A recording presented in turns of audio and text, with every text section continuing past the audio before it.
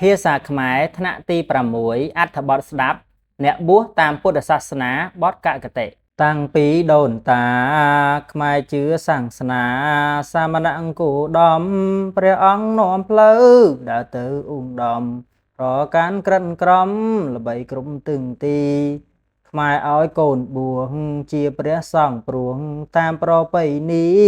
បួសដើម្បីសងគុណលោកទាំងពីរនឹងតួនាទី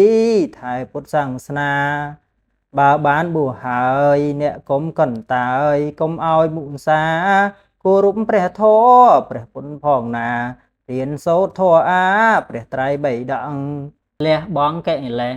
កាមគុណដែលស្រេងដោយព្យុះបោកបង់កុំចាត់មោហោទូសោអាក្រក់កុំឲ្យវល់វក់ជាប់ក្នុងអាត្មាកុំបួសលេងបួសធ្វើជាក្មេងបួសនាំខូចការបាត់បង់ជំនឿព្រះពុទ្ធសាសនាបួសមិនជ្រះថ្លាបួសសន្សំទ្រព្យ